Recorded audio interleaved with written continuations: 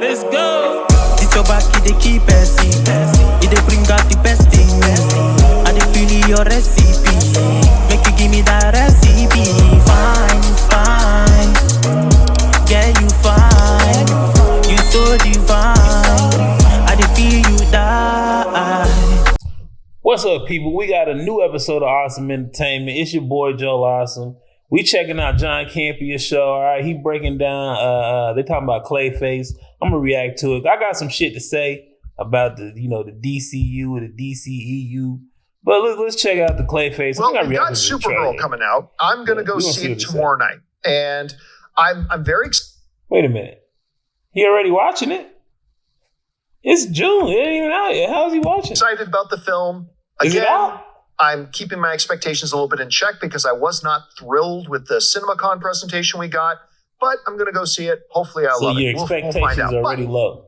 There's it's always good to have low expectations. DC project on the way called Clayface. You're never disappointed when you that has kind of just been in the also coming category until we saw the presentation for it at CinemaCon, which blew us away. Okay. We absolutely loved it. Then they put out the trailer publicly. Everybody's like, whoa, this is not what we were expecting, right? A true body horror, whatever thing. Well, some words started going around the other day that a Clayface test screenings had been happening. And you guys know what I tell you, never take those at face value. Never take these reports of test screenings. Well, if I don't know who said it, I can't take it. I got to take it. If I don't know who said it, I got to take it with a grain of salt. I know how he feels about a lot of stuff. So when he says, I love it or I hate it, you can kind of gauge what you love and hate by what, your favorite YouTubers like me say. So if I say some shit that, Joe loves some action, Joe loves some drama, some details, all right, I'm in. If it's some jokes and some bad jokes, I'm going to let you know. You know what I mean? I probably didn't like it. You might like the shows with the bad jokes, so you might, temper your expectations based on what I say. But with the Clayface thing, man, this is the issue, man. And Clayface is a great Batman villain. Has a great story. Has a great background story. But the thing is, these movies aren't being successful. If you look at the Spider-Man villain verse, it wasn't successful. And I don't know. I just feel like this is going to go down that same path, especially how are you going to have Clayface in here with no Batman? Right. So we're going to do we're in Clayface. We're not on the Joker, the Penguin, the Riddler. Like Batman's main villains aren't even set up. You know what I mean? Y'all should be, I would have dove into the Court of Owls or something. But either way, one thing I will say. So out of all the villain movies and shows, the best part, I'm going to tell you this later either. Best part is 5 seconds in Echo. I know you think Echo sucks, but it was really boring. But there was 5 seconds in Echo where Daredevil shows up. Like they bring Echo in to be part of the squad because she's the only one who can fight for real. Everybody else is the henchman. Daredevil come in and start whooping people's ass, and you can kind of feel the tension and the intensity. Like, oh shit. Yeah, I could fight, but I gotta fight Daredevil. You know what I mean? Like you could feel it in the intensity in the scene. It was fantastic. It was like, oh shit, the hero was the antagonist in the story, but you were still kind of like, oh shit, I gotta deal with this dude. There was a point in time. Now I'm switching shows. The Penguin that's about the Batman, the other Batman. There was a point in time in his show where he was, I think they blew up some shit, and the henchmen, everybody broke out. The cops was busting in, everybody broke out. It was all y'all oxen free, every man for himself. And he got this limp. It was really good. They really did the Penguin character very good. But when he was running through that alley and police were taking out people, it was the perfect. And when I tell you the perfect opportunity for Batman to show up, it was the perfect opportunity for Batman to show up, start beating up henchmen, and thinking about the Penguin with you got a bad limp, and you trying to get away from a superhuman freak. I mean, he's not superhuman, but he's peak athleticism human, and Batman coming to get your ass. just imagine the intensity and the fear that you would feel as the Penguin trying to run away from this dude. And when I thought about it, I was like, Batman is the perfect character to do a villain verse of. Because every villain would be fucking scared of him. That's what he does. He strikes fear into people. And if you were any type of villain, if you were the Riddler, if you were the Penguin, if you were the, Clay, you would be at least worried. Clayface would be worried, like, the fuck is Batman in this bit? Batman is the perfect character to do the villain verse. I don't know if they're gonna do it right. Obviously, I don't think they're doing a villain verse in the DCU, and they said Batman is not in Clayface, which is then it takes that, like, huh? Like, why would he not be in this? Right? Clayface should have been the third villain. They should have did a villain verse with, like the Riddler or somebody first, Two-Face and then Clayface. Like, you shouldn't have went straight there. But Batman is the perfect character to do a villain verse with, because he would be a great antagonist to strike fear and incite conflict in what the other guy was doing. And one of the things about Echo was that she was kind of innocent. She was kind of like, okay, you were brought in, you were kind of, manipulated by Kingpin to do this shit. So you're not really a bad guy. And as the fan, you could relate to that and think like, okay, this person is in a situation where they're looking like the asshole and they're gonna have to deal with shit like they are the asshole, but you're not ready for Daredevil. You're not ready for Batman. Daredevil would be a great villain to do it, or hero to do it with. Spider-Man, to me, I don't think it works because Spider-Man's so friendly. He's too nice. For you, I mean, like a villain verse with Spider-Man characters and them just being misunderstood, and the friendly ass neighborhood Spider-Man comes, you know what I mean? Like, I don't know about that. He's kind of the main character. He has to be the main character of his shit. So I really don't think the but if you would have put Black Suit Spider-Man, right? If Black Suit Spider-Man was going around whooping people's ass, you would believe it because that's, his personality. And like I said, Batman is the perfect character to do it with, but we'll see what they do. Anyway, back to this. Doesn't mean they're all fake. Just most of them are. And just to be careful, don't pay much attention to them. Well, I had it confirmed to me by two different people that these test screenings did actually happen. Again, you shouldn't even take my word for it because I wasn't there. Just take it with a grain of salt. We take it with a little salt. And so there have been some reactions going around to the supposed test screening that happened, with a couple of really interesting comments being made. A couple of them saying that the movie's incredible. As a matter of fact, the folks over at Geek Tyrant wrote, Clayface. And like, I don't have the articles and stuff pulled up, but the guy who originally wrote Clayface, everybody said it was great. I think he pitched it in the Zack Snyderverse. And they were like, this is a great script, but we just can't use it right now because of the way our shit is set up, which is smart. That's actually one of the smart things they did, even though they turn around and do a bunch of dumbass decisions after that. But either way, it's not the time. Is basically how the DCU is going right now. You're doing Clayface, it's not the time. You're doing Supergirl, it's not the time. We haven't gotten Batman. We haven't gotten Wonder Woman. You know what I mean? So either way, but they said the script was so great that they really wanted to use it. So eventually, I guess he got passed on until he eventually got it cleared. And then I think they took the dude off of it and gave his movie to somebody else and tweaked it. But test screening reactions reveal an absolutely gnarly body horror scene, which one person describes, I believe it was Daniel Richtman, describes a scene where our protagonist is in an airplane bathroom while it's mid-flight, and he has to take razors to cut his eyelids open. Huh? That's exactly. Wait a minute now. Call it the goriest comic book film ever. I get it. But is Clayface supposed to be gory? Because he's made out of fucking clay. Like, it's not supposed to be a bunch of blood and shit. I get where they're going with it, but I don't mind gore. I like violence in the, Game of Thrones, Avengers, Walking Dead sense. That's about my level of violence I need in my shows. Once it gets worse than that, I'm like, ooh.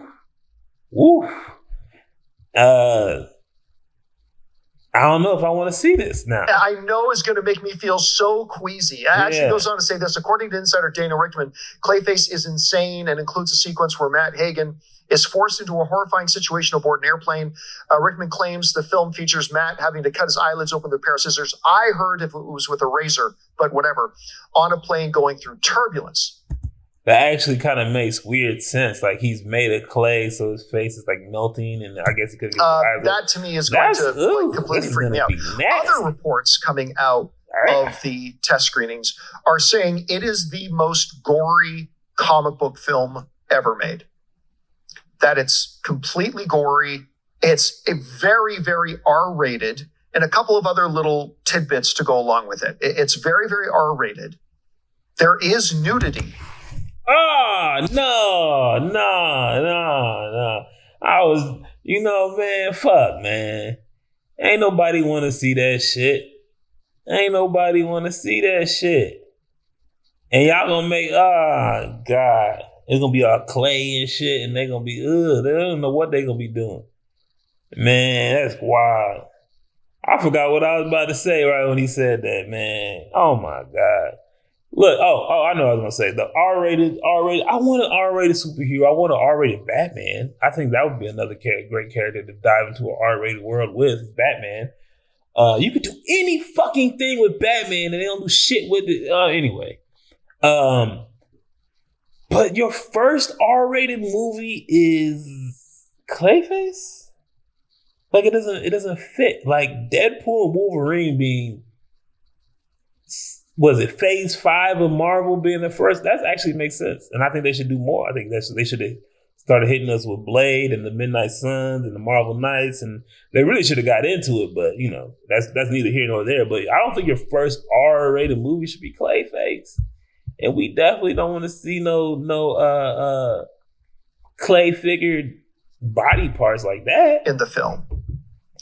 There is no Batman, which we anticipated there wasn't going to be any Batman in it. That's perfectly fine. No, it's not. No Batman, very hard R, goriest comic book film ever. Now, I spoke to somebody who basically said this to me, said, overall, they thought it was very good. They were convinced it's not the final cut of the film. And they said, overall, it's very good. I hope it's not the final cut. He had two main issues with it. It ain't coming out yet. He said there is definitely pacing problems that kind of drags the film at times, but he thinks that can be fixed in the edit room. He thinks that can be fixed, but that was one of the problems. The other critique that the person I spoke to had with it was there are definite moments of humor in it, and some of it works quite well.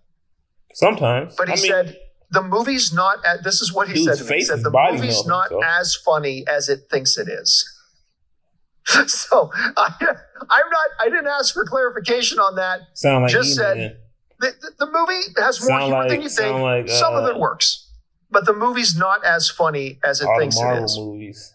But again, this is still a person who overall said they quite enjoyed it and they had a good time with it. So that's good. I mean, that's good overall. And then some people saying it's incredible. Some people saying it's the most gory thing ever. It's going to be R-rated.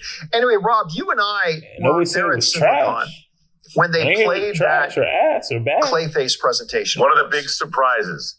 Oh my, that and Whalefall, man. Yeah, Whalefall and Clayface, were the big surprises of oh my God, this looks way better than I thought it would. Now, I'm still very curious how they're going to fit this into the fabric of the overall DC universe. But this is positive. I'm going to say this is promising. Hearing all this stuff right now is promising. Again, I wouldn't invest too much into it right now. I wouldn't read too much into it right now. I take it all with a grain of salt. All right, just to be clear. But it's promising at any rate. Anyway, Rob, you were there. You saw the presentation with me. You're reading these reports coming out of this alleged test screenings they had. What's standing out to you, and what are you thinking we're going to get out of this movie? Well, John, the Clayface concept was not the first thing I would have thought that the DC universe would have leaned into as their third motion picture. The character, as designed and has appeared in animation and the comics, does not scream verisimilitude. That's the way I like to put things. And I think turning the idea of a body becoming malleable like clay, when you really look at what that means, is absolutely horrific. Yeah, and but this is to his blood. To bring that home and make it happen to a real person, like not an animated walking pile of clay or whatever it is. This is gonna make me feel bad for Clayface. So when Batman show up and beat his ass, if he ever, I mean, obviously he ain't gonna show up, but I don't like making the villains the good guys. To have it happen to a real person is a genius idea, because we all look at that. We're gonna be feeling bad for that happened to me. You know, the audience is put into a position help that were me. Kill me. So it's a brilliant way to engage the audience, first of all. But second of all, then you have the human story. I mean, I think back to one of the greatest body horror movies of all time, which is David Cronenberg's The Fly from 1986.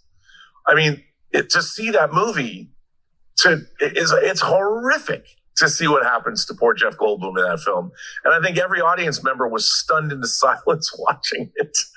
And I think Clayface is playing along those same lines. But if you then extrapolate that he's going to become a Batman villain.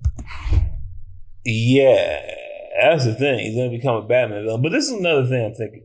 You're putting out, Superman made like $600 million. Supergirl is flopping hard.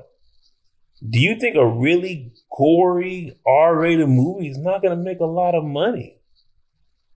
And then if anybody who's like me thinks it's like some superhero shit, like I'm finna go see Clayface, and then they're just disgusted the whole time, you might get some bad reviews. I don't know. I think it may be, it's going to be one of those good movies that doesn't do well. You know what I mean? Like, why does everybody, there's a couple movies out there that you watch and you're like, why does everybody hate this movie? It's actually pretty good. Or like, nobody went to go see this movie. It was actually really good. I think this is going to fall under both those categories. And it might be actually really good, but some people are going to hate it because it's disgusting and not superheroes. And then other people are going to be, they're not going to see it because it's not fucking Batman. I'm like, I think I'd become a villain too. I would hate the world and I would want my revenge on somebody, everybody. And, I think it's a great way to go with that character. The same way that, say, Heath Ledger's portrayal of the Joker, which was different than we might have expected, and nobody thought at first that Heath Ledger was going to cut it as the Joker, were then completely blown away by what he brought to that character. A different approach, yet indelible. And I think what they're doing with Clayface is probably going to be the same thing. And the other thing that we got to throw out there... But Heath Ledger was the Joker in a fucking Batman movie. So Batman was still in it. So we still had the other half. You can't get half of the movie.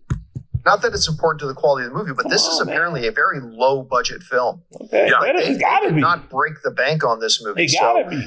It's going to be really interesting. Anyway, guys, question is for you. What do you think about this? I think it's the wrong time. I think it's not a bad idea. It's an okay idea. I think it's the wrong time. It sounds like they got a great movie since they keep pushing it forward. They wanted to use it and they actually use it. So it sounds like they was cooking with some kind of. I'm not gonna say they ain't cooking with nothing.